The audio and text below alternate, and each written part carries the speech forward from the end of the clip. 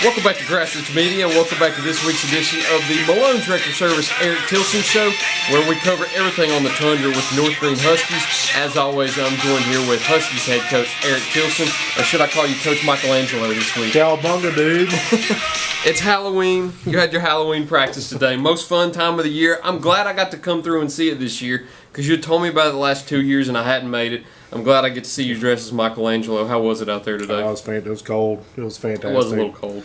You know, you get to earn this week, so we're fortunate to be practicing this week. So take a day, go out, dress up, and go play some football in Halloween costumes. Fortunately enough, all 3 years you've been here, you've been able to have this Halloween practice too, as this is your third straight year going to the playoffs. Now we'll touch on that a little bit. Defeated Cosby this past week to earn that 3 seed. You now travel to play Oliver Springs in the first round of the playoffs. Talk about the win a little bit on Thursday night, and then talk about what you expect going into Friday night's matchup in round 1. It was pretty satisfying Friday night, especially executing defensively. About anything pregame could have gone wrong, went wrong. So it was good to come in and execute well. Started off, they got the ball first, and we got a big stop, and then special teams came up the plate, and so we were able to play well enough offensively to go win the game. But it's good to, especially with a rival like that, and things that our kids read social media and post online, and they don't like to get talked about a whole lot. So they took some things to heart, and they went out and played. Sometimes it's good to be motivated. Oh yeah, you get some bulletin board material. You tend to use it. So we definitely used it last week. 121-7. Huge credit to your defense. 5 total turnovers forced. And then you had a crucial stop in the red zone that forced a turnover on downs. Talk about your defense and the adversity that you faced going into Thursday night's matchup also. Yeah. So starting off, not going into much details, our defense coordinator is not available Thursday. So I've been dealing with some stuff going on off the field, health-wise, but was not available, so we had to make some adjustments staff-wise pretty quickly, and then starting off, and then some kids, we didn't know if they were available or not that day, and then luckily they were, and they were able to perform in some big ways. And then starting off, we threw a lot at our guys this past week, and especially challenged our secondary, because we told our secondary that they had been told they were going to get exposed. That's what they read and heard, and then told them all week. It's like, boys, this is what they've said about you. So they were very motivated going into Thursday night's ball game, and so about every time they got a pick or a big stop on third down, I said, boys, keep getting exposed. So they did a great job, and the best part about it is we were able to be very multiple defensively. We threw about 7 or 8 coverages at them. A lot of movements. We threw about 3, 4, 5 different fronts at them. Brought pressure from everywhere, and our guys just handled it real well. They were where they're supposed to be. And the best part defensively is we were making piles, and then we were decimating piles. So we'd get stopped, and then our guys would go clean up piles. It stopped the forward progression. So that was huge when you got big physicality like that. So. Very pleased with that. And then special teams wise, our punt return unit is making a big statement, forcing some bad kicks. We almost blocked a couple. Then one backed up. They're punting out of the end zone. We get pressure. He has to take it and run to prevent a safety, and we get the ball in the 1-yard line. We end up punching that up. Getting the ball in the 1, we end up punching it in from the 1 to go up 21-7. So, and then of course you can't say much without the opening second half kickoff. Brandon Weems taken to the house call. Yeah, and told our guys in film yesterday, is like, guys, good things happen when you run full speed vertical, and that's what he did. He took the ball, ran full speed vertical. So he didn't make a lot of cuts too. He just had to really make one, and then found the seam. That's the thing on kickoff. You don't make a lot of cuts. You make one and go. And then as we go back, we'd been pressing for 3 years. Our guys hey, just get a hat on a hat. It don't have to be a big block, but you need to be in front of a guy, and you need to be running your feet on contact. And at the point where it's either going to get tackled or become a touchdown, we stop the film, and there's 9 guys on 9 blocks. And none of them are great blocks, but they're just where they're supposed to be. Sometimes you just have to touch them.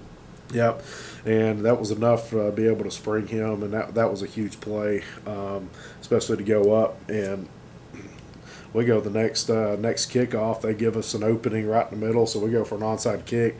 We're about 5 inches away from recovering an onside kick. We just got a little too excited and jumped on the ball a little too early. If we'd let it go 10 yards, we would have got that. And that would have absolutely changed the momentum of the game, and we would have been cruising in the second half. Another play that changed the momentum of the game was their muffed punt they had. Yep. That was recovered by Colton Robbins, I believe, but it was right after you were backed up in your own red zone, and I think you were able to punt it downfield. They muffed it, and I think that led to your first touchdown drive via Jake Duffy later on also. Yes.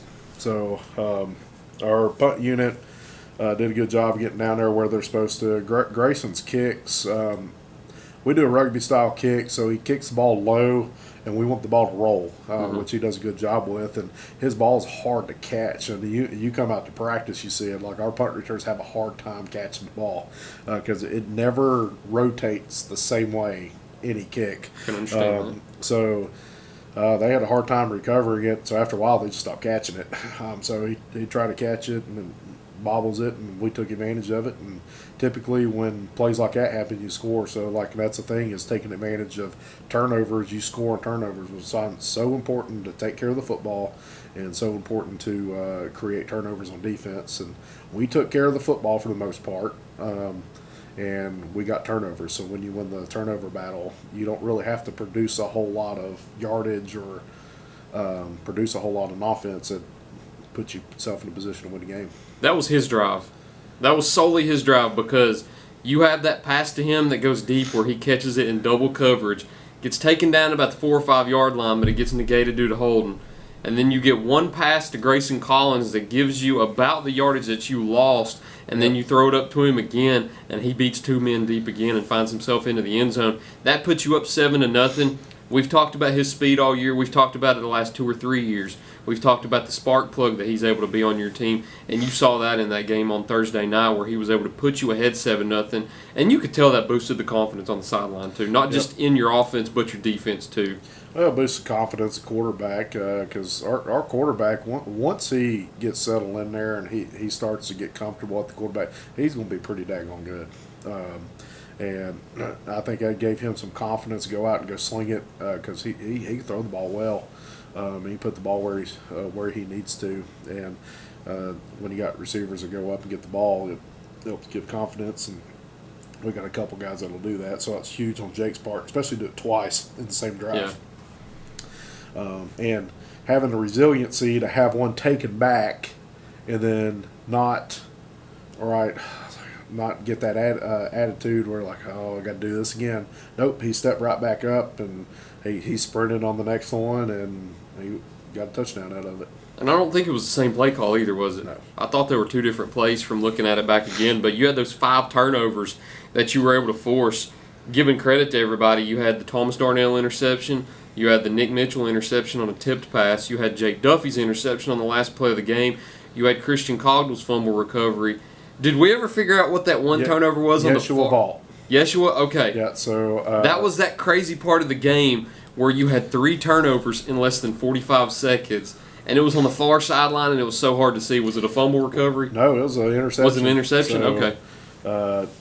We have recontain rules, so what that means is if the quarterback breaks the pocket and he goes scramble, well, our linebacker is responsible for recontaining the quarterback. So that was his job. So he was going up to go recontain the quarterback. Well, the quarterback threw it, and Yeshua jumped and batted the ball, and then basically caught the ball as he batted while he's going down. Yeah, while he's going down. And I'm talking about, like, tiptoed on the sideline to bring it in, like, watch it. Luckily, the film was, like, right there, so you were able to see exactly what was going on. So it was an impressive play. That was a crazy sequence in the game, because it was funny after the game. I mentioned it to you to try to get something written in the article. I have no clue what happened. And you know it's a crazy sequence when you can't even remember what happened. You had that one, And then I think 2 plays later, they intercepted the ball, and then maybe a play or 2 later, Nick intercepted it on that tipped pass. And then you made a drive to go try to score at the end of that half, but a sack ended up forcing you to go into halftime. But a crazy last 2 minutes where it had been 7-0. I guess that's 22 minutes up to that point. And then you get that crazy 45-second sequence, and then you come out of halftime and get that house call by Weems.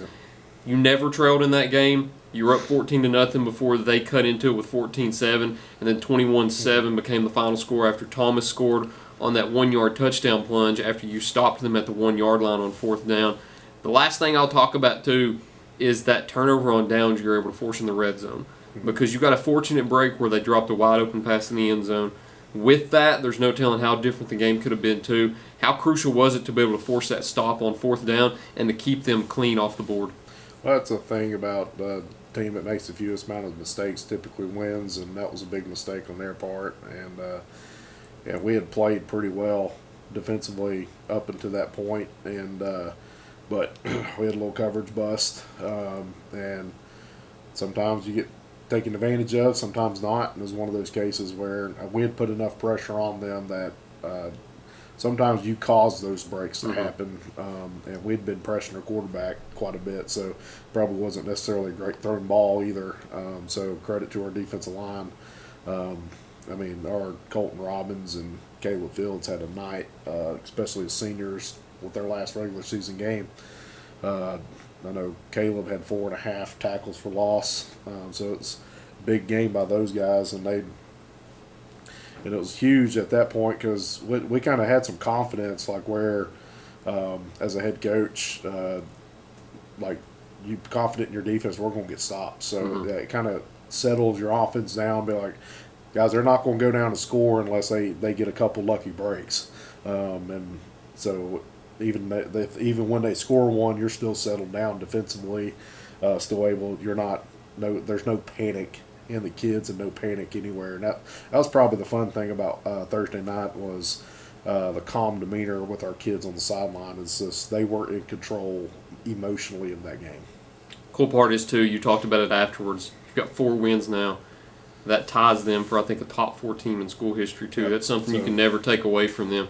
And that's something they're excited about in the locker room, too, knowing that they're one of the best teams to walk through these halls at North Greene. There's been 5 teams that's gone 4-6 here at North Greene, so we're tied with them. There's been 2 teams go 5-5, maybe 3.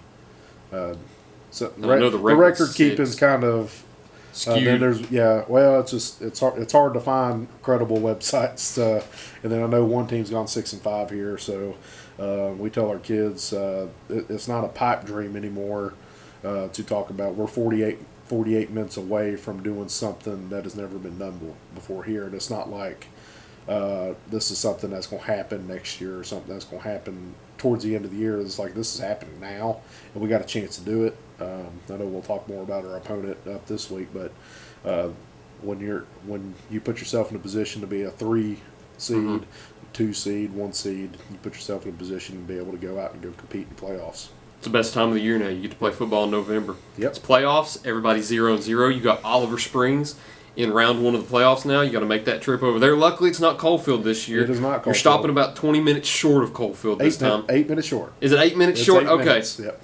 I was trying to think last year how long it took and how long it was going to take this year, because I'll have that game Friday night. North Greene exclusive, back again. Yes, back again. 7 out of 11 games this year. How fortunate is that? Well, we're going to have to get you a VIP card. I know. I've already got some North Greene gear. I wore some North Greene gear to a game recently, too. So maybe that's a good luck charm. It was a United game. Oh, so there we go. Yep, you're going to wear it Friday, though. I'm definitely going to have to wear it this Friday. It'll be Oliver Springs, though. We'll talk about that in just a second, though. We need to get a break in here, so we'll be right back here on Grassroots Media. Pizza, pancakes, or donuts, the Davy Crockett Travel Center in Baileyton has the cure for all your cravings. While you're there, shop our general store for souvenirs, gifts, and cellular accessories. In a hurry, grab a cold drink and a hot dog to go. Check us out on Facebook and come to Baileyton. Tommy's Plumbing has provided professional plumbing services to the residents of Greenville, Tennessee for over 30 years. Our experience and reputation have helped us grow our business to add locations in Jonesboro, Tennessee. Tommy's Plumbing is local and family owned, and we offer a full line of plumbing services, such as kitchen faucet, shower faucets, commodes, and bathroom faucets, as well as drain cleaning. We also provide outside plumbing work, such as septic and sewer drain cleanouts, as well as repair and replace. Tommy's Plumbing pretty much does it all. Tommy's Plumbing is licensed, bonded, and insured. Our quality workmanship and passion to provide our clients with expert service is second to none. We guarantee we have the best warranty around. For all your plumbing needs, give Tommy's a call at 638-3662. Welcome back to Grassroots Media. Welcome back to this week's edition of the Malone Director Service Eric Tilson Show, where we cover everything on the Tundra with the North Greene football team. As always, I'm here with Huskies head coach Eric Michelangelo Tilson. So you've got the playoffs coming up this week. Like I said before the break, it's always fortunate when you're able to play football in November. Everybody's 0-0 up to this point. You have a chance to do something that's never been done here in North Greene before, and that's win a playoff game. Just by saying that, I know it puts extra motivation in them whenever they go out on that field on Friday night. What do you expect whenever you travel to Oliver Springs on Friday night, and how excited are you for this year's playoff matchup? I expect our kids to be excited because it's not like we're coming in as a 4 seed going against a 1 seed. We've had to win some games to be in this position to be a 3 seed. So winning 3 games in the region, pretty big deal. So kids got some confidence, and plus the thing different this year is we got to win going into the playoffs. So we're going in on that. So I expect our kids to be excited and go out and compete.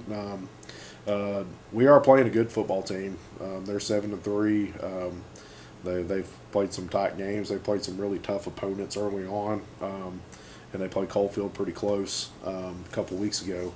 But the good thing is we match up, our strengths match up together. So the strength of their team is the strength of our team, and so we should have some confidence going into that our playmakers are the ones that are going to have to go make the plays. So when you're having to rely on your best players to go make the plays versus their best players, kind of puts you in like a kind of, hey, this game's going to play out how it's going to play out, and that's the joy of the playoffs is regardless of what the percentage chances of one team beating another, it doesn't matter. Like that one game, that one night is what matters, and we're going to try to put ourselves in a position where, we make the right calls, we make the right plays, and we're not going to hold anything back going in Friday night. So if you're playing for us, expect to see a whole lot out of us. So it's going to be a fun football game.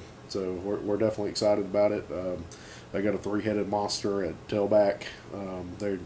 They'll put all 3 of them out there at the same time, and they're talented football players. And they're pretty good up front. So are we. Is it more kind of run heavy than pass heavy? More run than pass, but like 60-40 split maybe. About 68 to 32 split. They do personnel quite a bit, so the more backs that are in the game, the more likely they are to run. If they got tight ends and running backs, they've been 100% run in the games that we have. But that doesn't necessarily matter in terms of percentages wise, because they can still throw the ball out of those sets, and they'll bring in receivers. So they actually, when I say personnel, I mean they substitute to get to their spread sets. They substitute to get to their 2-back set. Where some teams will just move a receiver to running back, stuff like that. So they're well coached, and they do a good job there. The one also thing gives us some confidence is the makeup of their team is very similar to ours. They're very sophomore dominated, so a lot of their players are sophomores. A very few amount of seniors, a decently small junior class. So those are.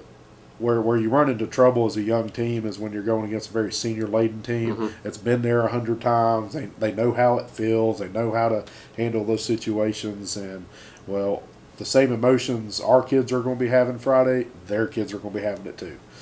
So that's a wash there. So that's a good part where last couple of years we've been playing against a team that they know. I want to say they had probably close to 10 playoff games. 10 to 12 playoff games throughout their entire career. So they've been 3 or 4 games deep before, and So that's an advantage to have that amount. And we're kind of about the same in terms of the amount of games that we've had to play in the playoffs. So.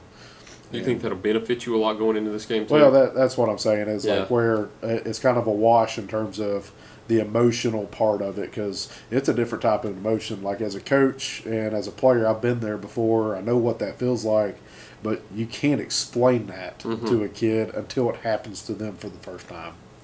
And it's a completely set of different emotions as a senior, especially going into playoffs. I'm like, this could be my last week. Yeah. So that's definitely a different deal there.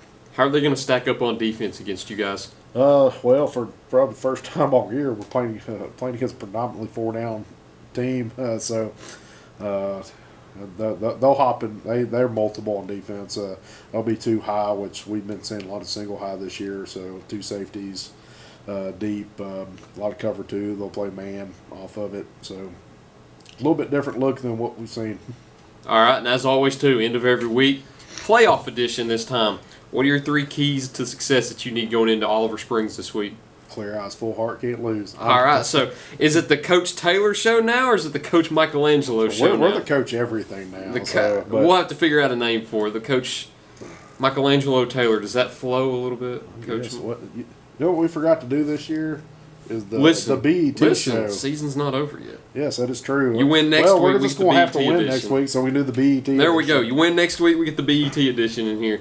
Because I got to talk to them boys sometime soon because basketball's around the corner too. Well, we're going to have a combined show. If they're playing and we're still playing, then best of both worlds right there. Best of both worlds. BET show right there. Yeah, let's roll. So we'll make that a commitment right now. You win next week, the BET show. No matter what they say, we just drag them in here. I'll just say, yep, they're coming.